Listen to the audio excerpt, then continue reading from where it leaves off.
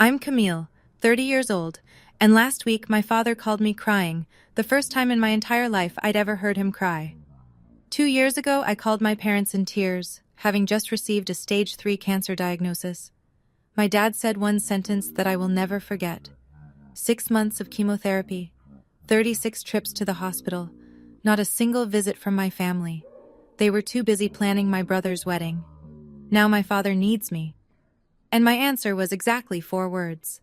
Before I continue, if you end up liking this story, please take a moment to like and subscribe, but only if you genuinely connect with it. Drop a comment letting me know where you're watching from and what time it is there. Now, let me take you back 2 years, to the day I got the call from my doctor. I was a senior graphic designer at a mid-sized agency in Boston, the kind of place with exposed brick walls, too many succulents, and the espresso machine that cost more than my first car. I loved my job. I was good at it. I'd clawed my way up from intern to senior designer in 5 years, no help from anyone. My apartment was a 1-bedroom in Somerville, nothing fancy, but it was mine. I had a monstera plant on the windowsill that I'd kept alive for 3 years, which felt like a minor miracle. I had a routine: coffee at 6:30, gym 3 times a week, dinner with my friend Harper on Thursdays. That Wednesday started like any other. I was in the middle of a campaign for a big client, some fintech startup with a deadline that made my eye twitch. My laptop was open, Slack notifications pinging every 30 seconds, when my phone buzzed with a number I didn't recognize. I almost didn't answer. I was in the zone, the creative flow. But something made me pick up. "Ms. Atwood? This is Dr. Patterson's office. We have your biopsy results." I remember the exact temperature of my coffee. Lukewarm, because I'd forgotten about it for an hour. I remember the way the afternoon light hit the glass partition of the conference room. I remember thinking, biopsy results shouldn't come with this tone of voice. "The results are back," the nurse continued. "Dr. Patterson would like you to come in tomorrow morning. Can you be here at 8 a.m.? My Starbucks cup sat untouched for the rest of the day. I didn't taste anything at dinner that night. I just kept thinking, they don't call you in for good news. The next morning, Dr. Patterson didn't waste time. "Stage 3 breast cancer," she said, her voice gentle but clinical. "The tumor is aggressive. We need to start treatment immediately." I sat in that sterile office with its framed diplomas and artificial peace lily, and I felt my body leave the chair. Like I was watching myself from somewhere near the ceiling. A woman in her 20s, still wearing the blazer she'd put on for work, hearing words that belonged in someone else's life. "Ms. Atwood? Camille?" I blinked. "Sorry, Yes, I'm here. Do you have someone who can drive you home?" I thought about calling Harper, but it was barely 9 a.m. and she had a shift at the hospital. My coworkers were acquaintances, not friends. And then, without thinking, I said, "I'll call my dad." Here's what you need to understand about my family. My father, Richard Atwood, was the kind of man who believed his word was law. Not in a cartoon villain way, in that quiet, immovable way that makes everyone around him adjust their lives to accommodate his opinions. When I was growing up, we didn't argue with Dad. We didn't question Dad. We just did what Dad said. And despite everything, despite the years of feeling second best, I still reached for him in that moment. Because that's what daughters do, isn't it? When the world falls apart, you call your father. I walked out of the oncologist's office, found a bench in the hallway, and pulled out my phone. My hands were shaking so badly it took 3 tries to tap his contact. The phone rang twice before he picked up. "Camille? What is it? I'm in the middle of something." I should back up. Let me explain the Atwood family hierarchy. My brother Derek is 2 years younger than me, but you'd never know it by the way our parents treated us. Derek was the son. I was background radiation. Derek got a full ride to Boston College, not because he earned a scholarship, but because Dad wrote the check without blinking. I got told that girls don't need expensive degrees, and took out $87,000 in student loans for a state school. When Derek got his first job, Dad threw a party. When I got promoted to senior designer, Mom texted me a thumbs-up emoji. Derek had just gotten engaged to Megan, a perfectly pleasant woman with perfectly highlighted hair and a perfectly boring job in HR. The wedding was set for October, 4 months away, and it had consumed my family like a black hole consuming light. Every conversation was about the wedding. Every family dinner was wedding planning. My mother had a Pinterest board with 847 pins. "Dad," I said into the phone, my voice cracking, "I just came from the doctor. I have cancer. Stage 3. Silence. I waited. I could hear him breathing. Somewhere in the background, I heard my mother's voice asking who was calling. "Dad, did you hear me?" More silence. Then, "I need to tell you something," he finally said. "About that doctor's appointment. We're going to need to talk about this later." But he didn't say later. He said something else. Around that time, I started keeping screenshots of our text conversations. I told myself it was just to remember things. Chemo brain is real, and I was terrified of forgetting important details. But maybe part of me already knew I'd need proof someday. "Dad, I have cancer," I repeated, slower this time, like maybe he hadn't understood. "The doctor says it's stage 3. I need to start chemotherapy right away. I'm really scared." I was crying now, tears streaming down my face in that hospital hallway. A nurse walked by and gave me a pitying look. I turned toward the wall, phone pressed against my ear, waiting for my father to say the words I needed to hear. "Come home. We'll figure this out together. You're not alone." Instead, I got silence. 5 seconds, 10. Then, "Camille, listen. Your mother and we can't deal with this right now." I stopped breathing. "Your brother is planning his wedding. Do you understand? The wedding is in 4 months and there's so much to do. We can't take this on right now. Dad, you're a strong girl. You've always been independent. You'll figure it out." His voice hardened, the way it always did when he wanted to end a conversation. "I have to go. Derek and Megan are coming over to finalize the venue deposit." The line went dead. I sat on that bench for 45 minutes. People walked past. Doctors, nurses, patients, families. Nobody stopped. I was just another person in a hallway, having the kind of day that splits your life into before and after. I wanted to call back. I wanted to scream, "Your daughter might be dying." I wanted to say, "A wedding is one day. Cancer is every day for the rest of whatever time I have left." But I didn't say anything. I just screenshot the call log, 8:47 a.m., duration 2 minutes 31 seconds, and added it to a folder I titled Family. That was the last time I called my father for 2 years. The first day of chemotherapy, I drove myself to the hospital. The infusion center was on the 4th floor, a room full of reclining chairs arranged in a semicircle, each one equipped with an IV stand and a small television mounted on an adjustable arm. It looked like a spa designed by someone who'd only read about spas in medical journals. I checked in, signed forms, and was assigned to chair 7. The nurse, a kind woman named Rita with reading glasses on a beaded chain, accessed my port and started the drip. "First time?" she asked. I nodded.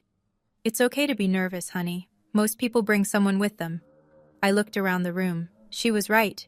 Chair 3 had a woman whose husband held her hand the entire session, whispering things that made her smile even as poison dripped into her veins.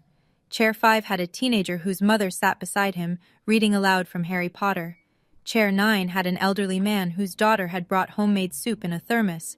Chair 7 had me. Just me. I texted my mother. "Starting chemo today. I'm scared." She replied 6 hours later, after I was already home, curled up on my bathroom floor with nausea I wasn't prepared for. "Hang in there, sweetie. Mom's at the florist with Megan, picking centerpieces. Peonies or roses, what do you think?" I stared at that message for a long time. Then I screenshot it, added it to the folder, and typed back, "Roses are nice." I didn't tell her I'd spent the last hour dry heaving. I didn't tell her that I'd had to pull over twice on the drive home because my vision was blurring. I didn't tell her anything real. What was the point? I met Harper Sullivan during my 3rd chemo session. She was a nurse practitioner who ran a support group for cancer patients, one of those hospital programs that exists because someone wrote a grant proposal about holistic care or patient wellness outcomes. I'd ignored the flyers for 2 weeks until Harper approached me directly. "You're always alone," she said, sitting down in the empty chair next to mine. She had curly red hair pulled back in a practical ponytail, and the kind of direct eye contact that made it hard to lie. I noticed these things. I'm fine. I didn't ask if you were fine. She smiled, but it wasn't pitying. It was warm. I asked why you're always alone. Big difference. I should have brushed her off. I should have said something polite and dismissive, the way I'd learned to handle conversations I didn't want to have. But I was 3 rounds into chemo, my hair was starting to thin, and I hadn't had a real conversation with anyone in weeks. My family is busy, I said. And then, because something about Harper made honesty feel safe, with my brother's wedding. Her expression didn't change, but I saw something flicker in her eyes, recognition maybe, or anger on my behalf. When's the wedding? October.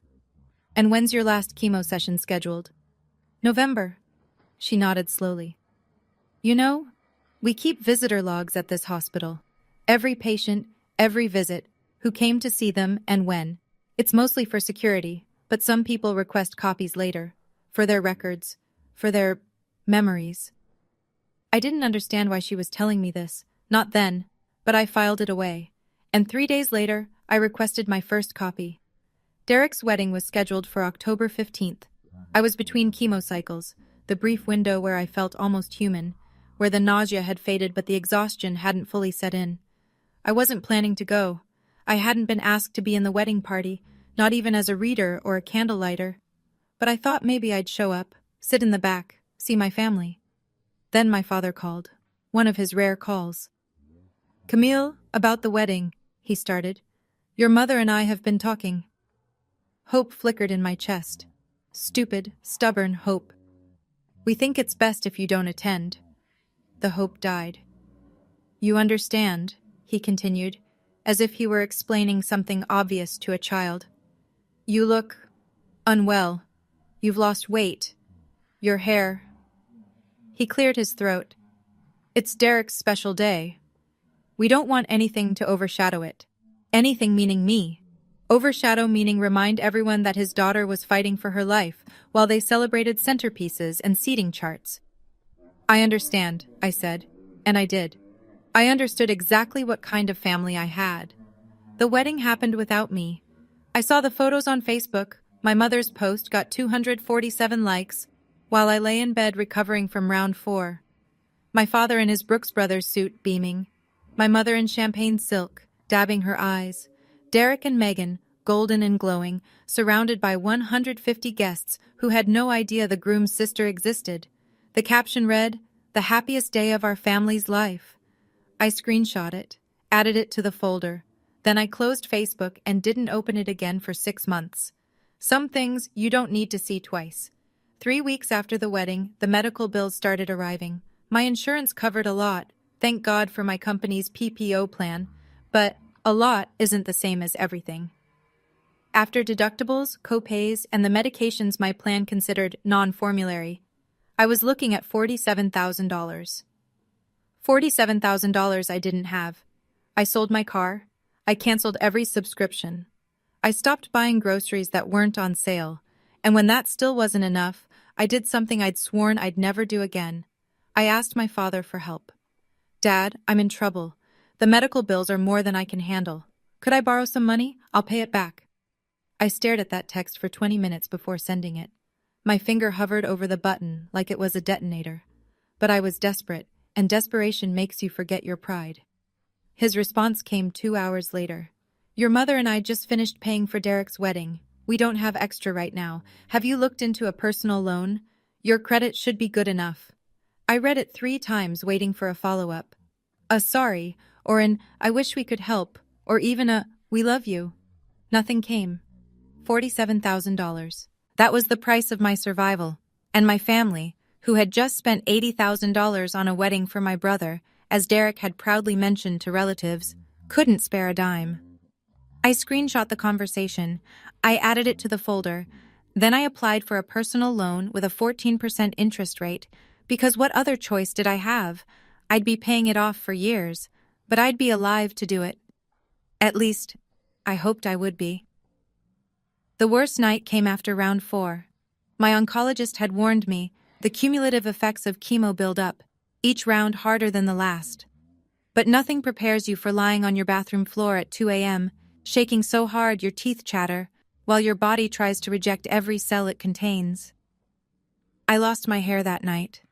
Not gradually, the way it had been going, strand by strand, handful by handful, but all at once. I woke up to a pillow covered in blonde, the hair I'd had since birth, the hair my mother used to braid when I was small. I crawled to the toilet and vomited until there was nothing left. Then I kept vomiting anyway. At 2:47 a.m., I called my mother. The phone rang 8 times before going to voicemail. I called again. Voicemail. Again. Voicemail. At 3:15 a.m., I texted Harper. I think I need help. She showed up at my apartment 40 minutes later, still in scrubs from a late shift. She didn't say anything, just sat with me on the bathroom floor, held back what was left of my hair, and stayed until the sun came up. My mother called back at 10:23 a.m. Sweetie, you called last night? I had my phone on silent. Megan and I were at the spa. Post-wedding stress relief. You know how it is. A pause. What did you need? I looked at Harper, who was making me tea in my tiny kitchen. Then I looked at the bald patches on my head in the bathroom mirror. Nothing, Mom, it was nothing. Oh, good. Well, call any time. Love you. She hung up before I could respond. I screenshot the call log, and I understood, finally, what family meant. I know a lot of you watching might have been through something similar, abandoned by the people who were supposed to love you when you needed them most. If you're nodding right now, drop a "me too" in the comments. You're not alone. And if you're wondering what happened when my father finally needed me, keep watching. Because what comes next, I promise you won't see coming. But first, let me tell you how I survived. 2 years later, I was cancer-free. The day Dr. Patterson told me, "No evidence of disease, Camille. You did it." I walked out of her office and cried in the parking garage for an hour. Not sad tears, not even happy tears exactly. Just release. 2 years of holding my breath, and finally, I could exhale. A lot had changed in those 2 years. I'd been promoted to art director.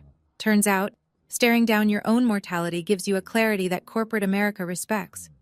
My boss, Victor Reeves, had kept my position open during treatment, had let me work remotely when I could manage it, had never once made me feel like a burden.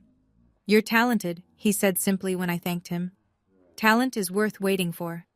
I'd moved too, sold my little Somerville apartment and bought a condo in Beacon Hill. Nothing huge, but it had a window that overlooked the Charles River and enough space for my monstera, which had somehow survived everything I had. I bought myself a navy cashmere scarf to celebrate my 1-year remission. It was the most expensive thing I'd ever owned that wasn't a medical bill. Harper and I were still close, closer than ever. We had dinner every Thursday just like before, but now she felt less like a friend and more like a sister. The sister I'd always wanted. My family? I hadn't seen them in 2 years. We exchanged the bare minimum, a Happy New Year text, a birthday emoji. Nothing real, nothing that mattered. I'd made peace with it, or at least, I'd made a fragile truce. I had a life now, a good life, a life I'd built myself, from the ground up. And then my father called. It was a Thursday evening. I was making dinner, salmon with roasted vegetables, because I'd learned to actually cook during chemo when I needed to control exactly what I ate, when my phone lit up with a name I hadn't seen in years. Dad. I stared at it. The salmon sizzled in the pan. The phone kept buzzing. My first instinct was to let it go to voicemail, the way I'd learned to let a lot of things go. But something, curiosity maybe, or the masochistic part of me that still wanted to believe, made me answer. "Hello? Camille?" His voice was different, thin, uncertain. My father had never sounded uncertain in his life. "I need to see you. Not how are you. Not it's been too long. Not I'm sorry I abandoned you when you had cancer. Just I need." "What's going on, Dad?" A long pause. In the background, I heard my mother's voice, muffled, asking something I couldn't make out. "I've been diagnosed with something." Another pause. "Parkinson's disease. Early stage, they say, but..." He trailed off. I stood in my kitchen, phone pressed to my ear, waiting for him to continue. The salmon was starting to burn. I didn't move. "I need my family around me right now," he finally said.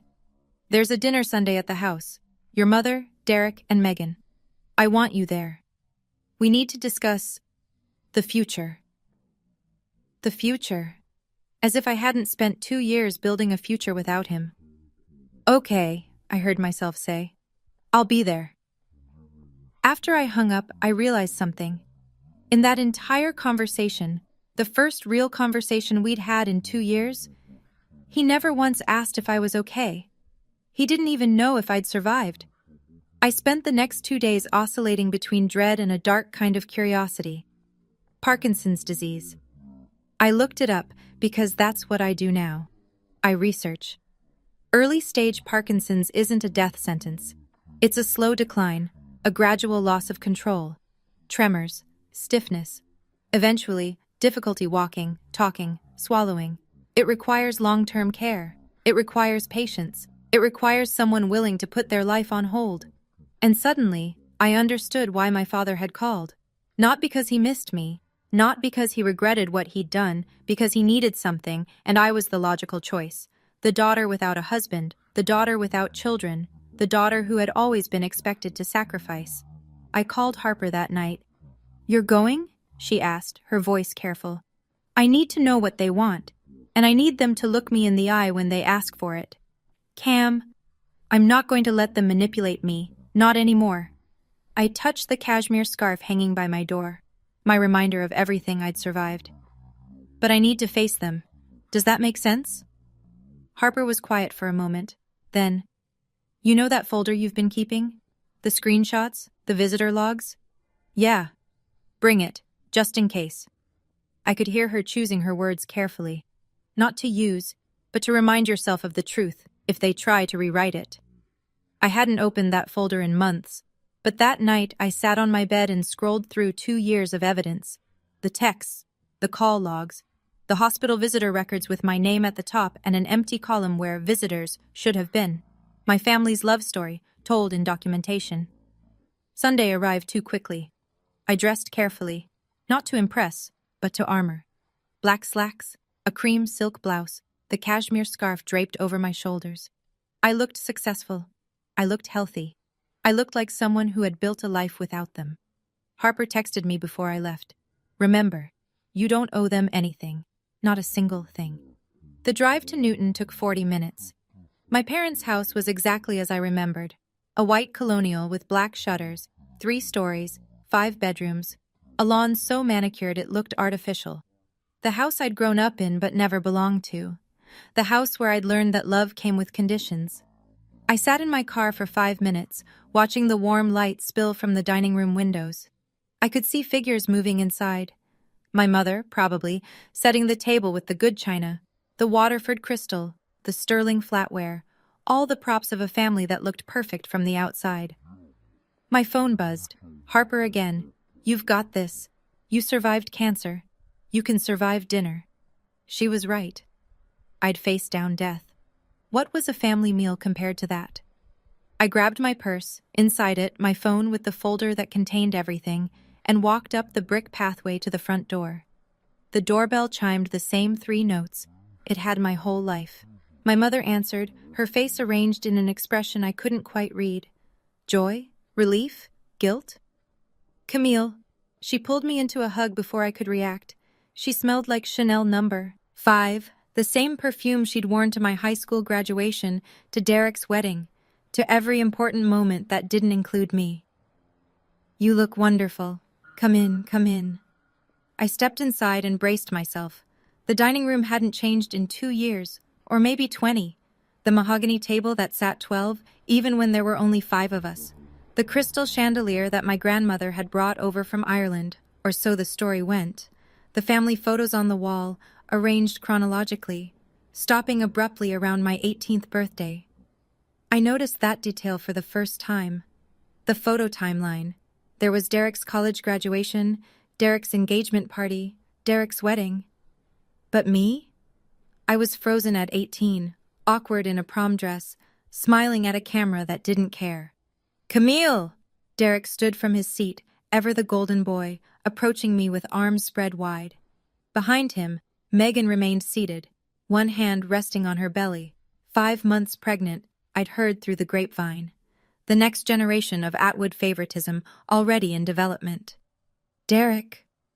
I accepted his hug stiffly. He felt bulkier than I remembered, the softness of a man who didn't have to fight for anything. You look great, really great. His eyes flicked to my hair, grown back finally, though shorter than before. He had the decency not to mention it. And then I saw my father. He sat at the head of the table where he'd always sat, but something was different. He looked smaller, older. His left hand trembled slightly against the white tablecloth, a tremor he was trying to hide but couldn't. His eyes, when they met mine, held something I'd never seen before. Fear. Sit down, Camille. His voice was still commanding, but frayed at the edges. We have a lot to discuss. I took the seat across from Derek, my back straight, my purse beside me on the floor. Inside it, my phone waited. The trap was set. I just wasn't sure yet who it was set for. My mother served dinner, rack of lamb, roasted potatoes, green beans almondine, the same meal she made for every important family gathering. We ate in near silence, the scrape of silverware against china filling the void where conversation should have been. When the plates were cleared, my father stood, or tried to. His legs seemed to resist him, and he gripped the table edge for support before finding his footing. I'll get right to it, he said, his voice carrying the authority of a man who had spent 62 years never being questioned. You all know about my diagnosis, Parkinson's, early stage, but it's going to progress. The doctors say I'll need assistance, long term. He let that hang in the air. My mother looked at her hands. Derek shifted in his seat. Megan rubbed her belly. We've discussed it as a family.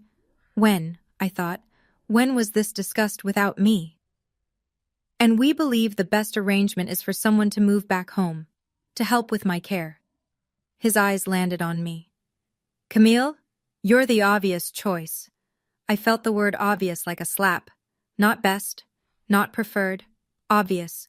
The leftover child, the one without a husband, without children, without anything important enough to prevent her from being useful. You work from home mostly, don't you? He continued. You don't have a family of your own? I've already had your old room prepared. It's time you came back and contributed to this family. Contributed. As if I'd been lounging around doing nothing while they ignored my cancer. As if the only thing I had to offer was servitude. Derek nodded, not meeting my eyes. It makes sense, Cam. I've got the baby coming, the job. You understand? I looked at my father, his trembling hand, his expectant face, and I smiled. You have a responsibility to this family, Camille. My mother's voice, soft but insistent. The voice she used when she wanted something but was too proper to demand it outright. Your father needs you. I've been working 60-hour weeks, Derek added, leaning back in his chair with the confidence of someone who's never had to justify his existence. And with the baby coming, Megan's going to need my support. I can't be in 2 places at once. I noticed he said Megan's going to need support. Not that he wanted to be there, just that Megan would need him. A convenient excuse. Megan herself stayed silent, her hand still on her belly, but her eyes were on me. There was something there, not sympathy exactly, but recognition, like she was watching a play she'd seen before and knew how it ended. Think about what you're asking, I said quietly. We're not asking. My father's voice hardened. We're telling you what needs to happen. You're the daughter. This is what daughters do. This is what daughters do. The words hung in the air like smoke.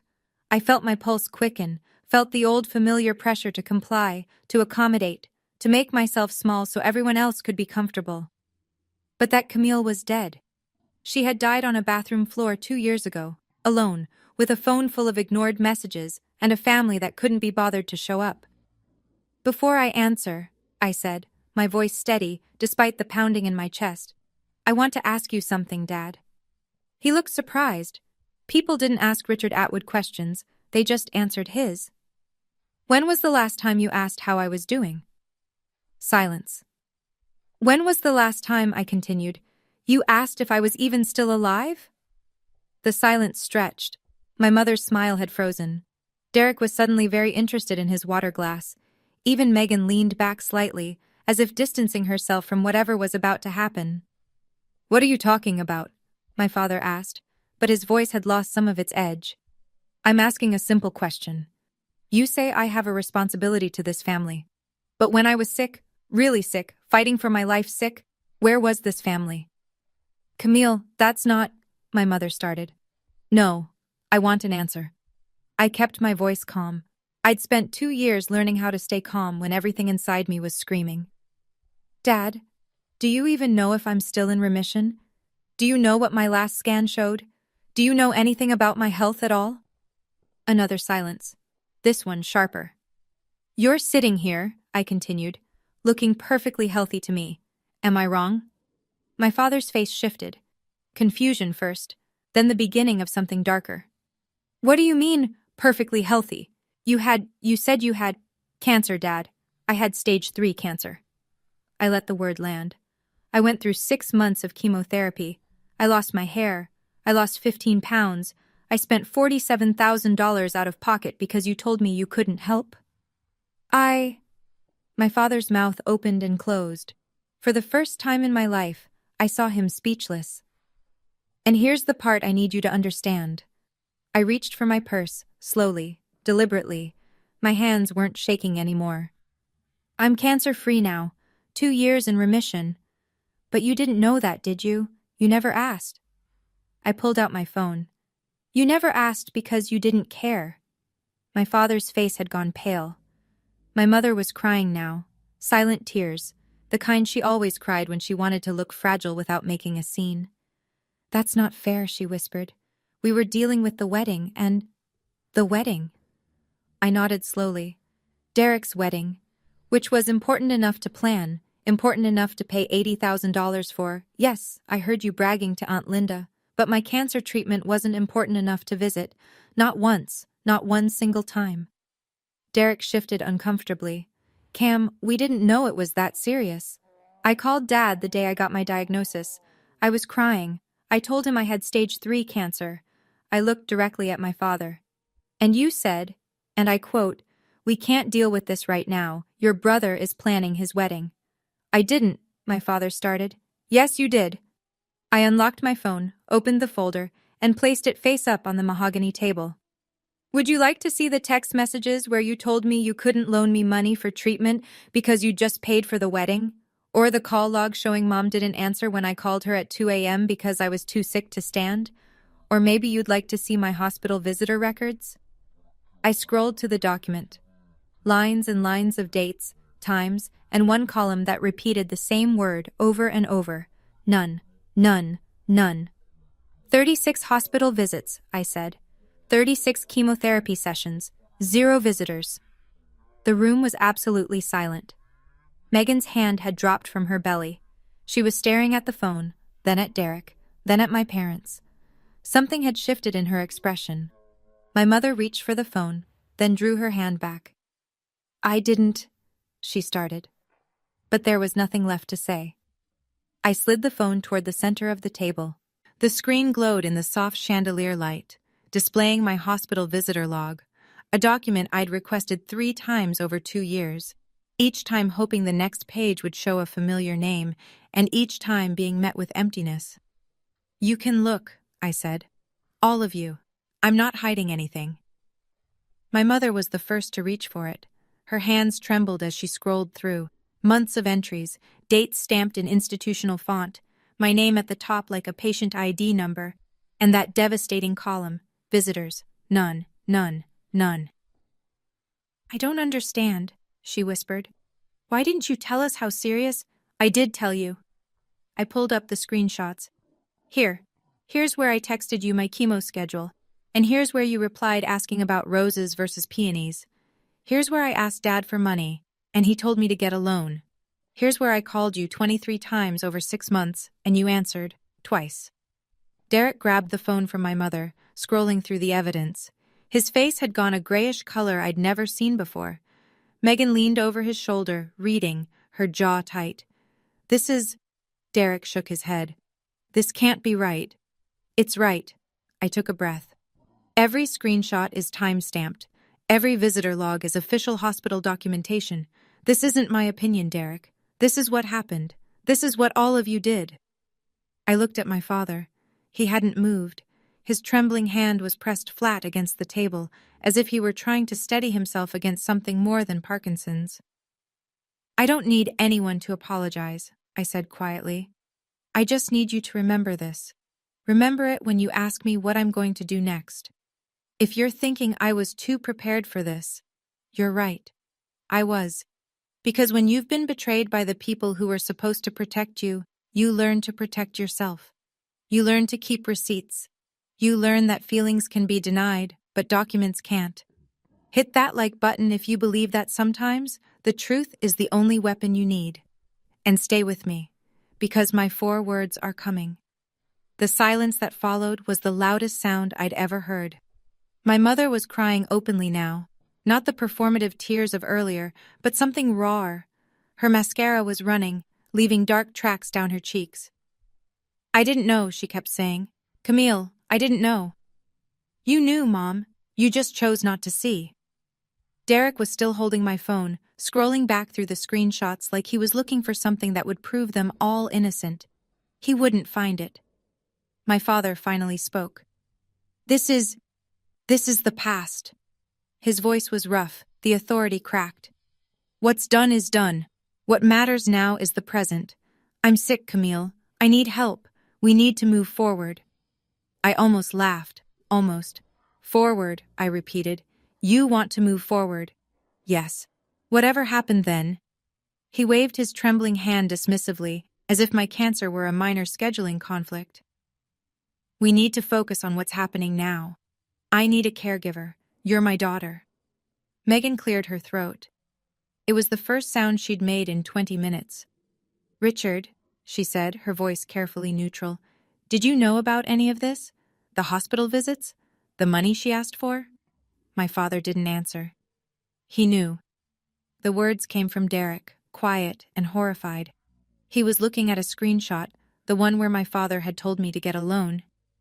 Dad, you knew. It was complicated. My father's composure finally broke. The wedding, the timing, there were considerations. Considerations. I stood up, slowly, smoothing down my blouse. There were considerations. I picked up my phone and slipped it back into my purse. My mother reached for my hand. Please, Camille, don't do this. We're family. And there it was. The magic word, family. Family, I said, letting the word hang between us. Let me tell you what family means, Mom. I didn't raise my voice. I didn't need to. Family means showing up. Family means answering the phone at 2 a.m. when someone you love is sick and scared. Family means offering to help with medical bills instead of throwing $80,000 at a party. Family means, at minimum, visiting your daughter in the hospital. Once. Just once. My mother's face crumpled. Derek had the decency to look at the floor. I spent 6 months fighting for my life, I continued. 6 months of poison dripping into my veins. 6 months of vomiting and hair loss and terror. And where was my family? I looked at each of them in turn. Planning seating charts, tasting wedding cakes, picking out flowers. Camille, my father tried. No. The word came out sharp enough to cut. You don't get to Camille me anymore. I am not your backup plan. I am not the consolation prize. I am not the daughter you call when you need something and ignore when you don't. I grabbed my purse, my scarf, my dignity. You have a son, I said to my father. A son you paid $80,000 for his wedding. A son you've never asked to sacrifice anything. Why don't you ask him to be your caregiver? Derek's head snapped up. I can't. I have responsibilities. So did I. I met his eyes. I had a job. I had a life. I had cancer. And I handled all of it alone because you were all too busy. I started toward the door, my heels clicking against the hardwood floors. Behind me, I heard my father's voice, broken in a way I'd never heard it before. Camille, please, I'm begging you. I stopped, turned. My father was crying. I'd never seen him cry before. Not when his mother died. Not when Derek broke his collarbone falling off a bike. Not once in 30 years. But now, Tears were streaming down his face, his trembling hand wiping at them ineffectually. "I'm sorry," he choked out. "I know I handled it wrong. But I'm scared, Camille. I'm scared of what's coming. I need you. Please, you're my daughter." For a moment, one brief, treacherous moment, I felt the old pull, the desperate need to be loved, to be wanted, to be enough. The little girl inside me who had spent her whole life trying to earn her father's approval. But that little girl had grown up. She had survived cancer alone. She had rebuilt her life from nothing. She didn't need Richard Atwood's approval anymore. "Dad," I said, my voice steady and clear, "I hear you, and I understand that you're scared. But there's something I need you to hear." I took one step closer, close enough that he could see my face clearly, close enough that there would be no misunderstanding. 2 years ago, I called you crying. I told you I had cancer. I told you I was terrified. And you know what you said to me? He didn't answer. He didn't need to. You said, "We can't deal with this right now." I let the words settle over the room like snow. "So here's my answer, Dad." I smiled. Not bitter, not angry, just peaceful. "I can't deal with this right now." 4 words, the exact same words he'd said to me. My mother gasped. Derek's jaw dropped. My father stared at me, tears still falling, as the full weight of what I'd said hit him. I turned and walked out the door. I didn't run. I walked. Past the family photos that didn't include me. Past the crystal chandelier and the mahogany furniture and all the expensive props of a family that looked perfect from the outside. Past my mother, who reached for me and then dropped her hand when I didn't slow down. "Camille!" Derek called from behind me. "Camille! Wait!" I didn't wait. I opened the front door, stepped onto the brick pathway, and kept walking. The cool evening air hit my face like relief. My car was where I'd left it, still parked in the driveway, waiting. Behind me, I heard the door open again, footsteps on the pathway. My mother's voice, high and desperate. "Please don't do this. We're your family. We love you." I stopped at my car door and turned. "Mom," I said gently, "family doesn't leave you alone to die. And love isn't something you only offer when you need something in return." Her face crumpled. For a moment I felt something. Not guilt exactly, but a kind of grief. For the mother she could have been. For the relationship we might have had if things were different. "Goodbye, Mom." I got in my car, started the engine, adjusted my mirrors. In the rear view I could see them. My mother standing on the pathway crying. My father in the doorway supported by Derek. Megan behind them all, her hand on her belly, watching me go with an expression I couldn't read. I pulled out of the driveway, onto the tree-lined street, and I didn't look back. Not once. The cashmere scarf was soft against my neck. The road ahead was clear. And for the first time in 30 years, I felt like I could breathe. I was finally free. 1 week later, my mother called. I answered, not because I owed her anything, but because I was curious. And maybe, just maybe, because some habits die harder than others. "Camille," her voice was tired, older than I remembered. "I wanted you to know what's happening here." "Okay." "Derek has had to take a leave of absence from work." She paused. "Your father. His condition is progressing faster than they thought. He needs daily assistance now. Meals, medication reminders, help getting dressed." I listened without commenting. "Derek is doing it. He didn't have a choice. With Megan pregnant, they couldn't afford a full-time caregiver, and your father refused to consider a nursing home." Another pause. "Derek missed an important project. His supervisor wasn't happy. There's talk that he might be passed over for the promotion he was expecting." I thought about Derek, golden boy Derek, who had never been asked to sacrifice anything. Derek, who had an $80,000 wedding paid for while I took out loans for chemo. Derek, who had sat at that table and nodded along when our father demanded I give up my life. "I'm sorry to hear that," I said. And I meant it. Not for Derek, but for the situation. For the inevitable collision between expectation and reality. Megan is stressed, my mother continued. She didn't sign up for this. They're fighting constantly. She says... She stopped herself. She says what? A long sigh. She says she's starting to understand why you left. I let that sit for a moment. Megan, the quiet observer who had watched everything from the sidelines, was starting to see. Thanks for telling me, Mom. Will you come back? To help? No, I said, but I hope Derek figures it out. I hung up. 3 weeks after the dinner, I received a text from my mother. Just one message, but it was different from anything she'd sent before. Camille, I've been thinking a lot. I owe you an apology. A real one, not an excuse. I should have protected you when you were sick. I should have stood up to your father. I should have been there. I wasn't, and I have to live with that. I'm not asking you to forgive me. I'm not asking for anything. I just needed you to know that I see it now. I see what we did. And I'm sorry. I read it 3 times. This was new. My mother had never taken individual responsibility for anything in her life.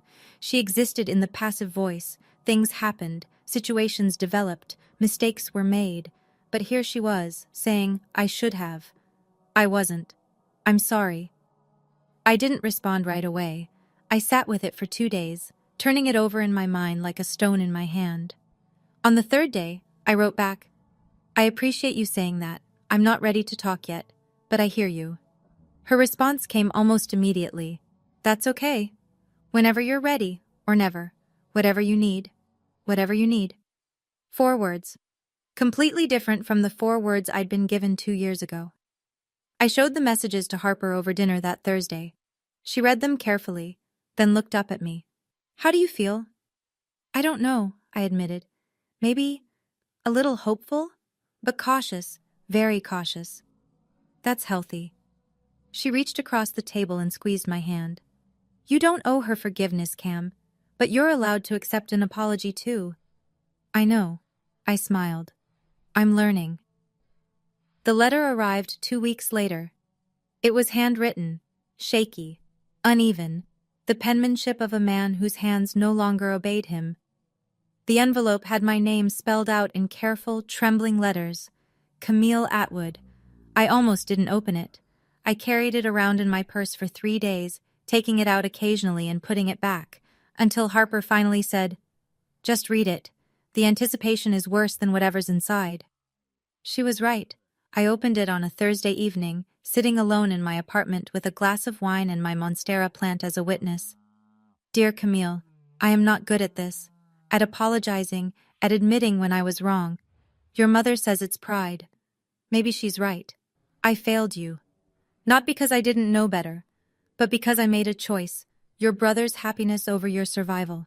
And I will have to carry that for the rest of my life. I am not asking you to come back. I am not asking you to forgive me. I know I don't deserve either. I only wanted you to know that I see it now. I see what I did. I see the daughter I pushed away, and I see the woman she became without me.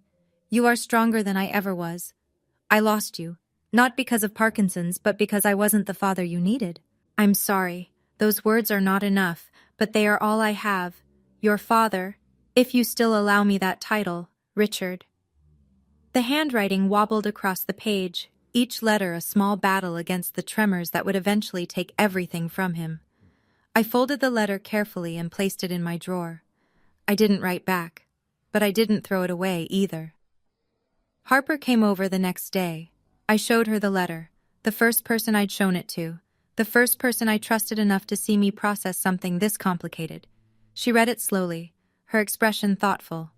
When she finished, she set it down on the coffee table between us. How do you feel? I don't know. I curled my feet underneath me on the couch. Sad, I think. For him. For what he's losing. For what we could have had. But not guilty? I thought about it.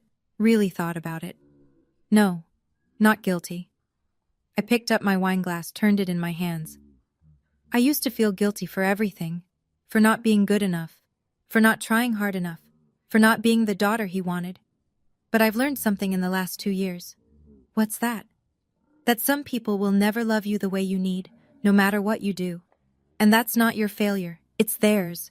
You can't pour yourself empty trying to fill a cup with a hole in the bottom. Harper smiled, her eyes bright. That's pretty wise. I learned it the hard way. I took a sip of wine. I'm not going to rush forgiveness. Maybe I'll get there someday. Maybe I won't. But I'm not going to force it just because he's sick, or because it would make things easier for everyone else. And if he gets worse, She didn't finish the sentence. Then I'll deal with it when it happens. But I won't set myself on fire to keep someone else warm, not anymore. I looked at the letter, still sitting on the table. That's my boundary, and I'm allowed to have it. Yes, Harper agreed. You absolutely are. 6 months later, I was still cancer-free. Dr. Patterson had used the word thriving at my last checkup, which seemed too optimistic for someone like me, someone who had learned to brace for impact. But maybe she was right. Maybe I was thriving. I'd been promoted again. Creative director now, with an office that had a window overlooking the Boston skyline. My Monstera plant had made the journey with me, thriving in the better light. I'd hired 2 junior designers and discovered that I actually loved mentoring people, guiding them through the challenges I'd faced alone. I was dating someone. His name was James, and he was a high school history teacher with kind eyes and a terrible sense of humor. He knew about my cancer, about my family, about all the ways I'd been broken and rebuilt. He didn't try to fix me. He just showed up, consistently, the way people who love you are supposed to. Harper and I still had dinner every Thursday. She'd started dating someone too, a surgeon from her hospital, a woman named Elena who laughed at all of Harper's bad jokes. We were building a life, all of us, together. The family we chose. My mother texted me every few weeks. Short messages, mostly. Thinking of you. Hope you're well. I responded sometimes. Not always. We weren't close, and maybe we never would be. But we were something. A work in progress. My father's Parkinson's had progressed. He'd finally agreed to a part-time caregiver, paid for out of the retirement fund he'd been hoarding. Derek visited twice a week now. Duty, I assumed, not love. But maybe that's all some families have. I hadn't seen them since that dinner. I wasn't sure I ever would again, and I was okay with that. If you're watching this, if you've made it this far, I want to talk to you directly. Maybe you're in the position I was 2 years ago. Maybe you're lying in a hospital bed, or sitting in a waiting room, or crying in a stairwell because the people who were supposed to love you have made it very clear that you're not their priority. Maybe you're wondering if it's your fault. If you were different, better, easier, less needy, they would show up for you. I spent 28 years believing that. And then I got cancer and I learned the truth. Some people will not show up no matter what you do. You could be dying, literally dying, and they would still find something more important. That's not a reflection of your worth. That's a reflection of theirs. Here's what I want you to know. You are allowed to set boundaries. You are allowed to protect yourself. You are allowed to say no to people who only reach out when they need something. You are allowed to build a family out of the people who actually love you, even if they don't share your blood. Forgiveness is a process, not a performance. You don't have to forgive on anyone's timeline but your own. And if you never forgive, that's your right too. Nobody gets to tell you how to heal. Those 4 words I said to my father, I can't deal with this right now. They weren't revenge. They were a mirror. I held up his own words and let him see what they felt like. Sometimes that's the most powerful thing you can do, tell the truth. And sometimes the truth sets you free. I'm sitting in a coffee shop as I finish this story. My favorite spot, the one with the good lattes and the big windows overlooking the street. It's a Thursday afternoon. Harper will be here in an hour for our weekly dinner. My phone is in my pocket. Inside it, there's still a folder called Family. All those screenshots and visitor logs and evidence of the worst time in my life. I don't look at it much anymore, but I keep it, just in case. Outside, the city is moving. People walking, cars honking, life happening.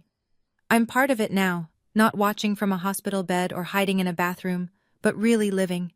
4 words changed everything, not because they were clever or cruel or even satisfying, but because they were true. I'm Camille, 30 years old, cancer survivor, And I've learned something that took me way too long to understand. Family isn't blood. Family is who shows up when you need them most. And sometimes, the most loving thing you can do for yourself is walk away from people who never loved you back. Thanks for listening. Take care of yourself. Really, I mean it. If this story resonated with you, here are the lessons I carry with me every day. 1. You don't owe anyone your sacrifice if they weren't there when you needed them. 2. Keeping records isn't about revenge. It's about protecting your own truth when others try to rewrite it. 3. Boundaries aren't selfish. They're self-respect. If you're still here, thank you. That means more than you know. Hit subscribe if you want to hear more stories like this one. Drop a comment and tell me, have you ever had to set a boundary with family? What happened? And if you want more, check the description. There's another story waiting for you there. Until next time, take care of yourself.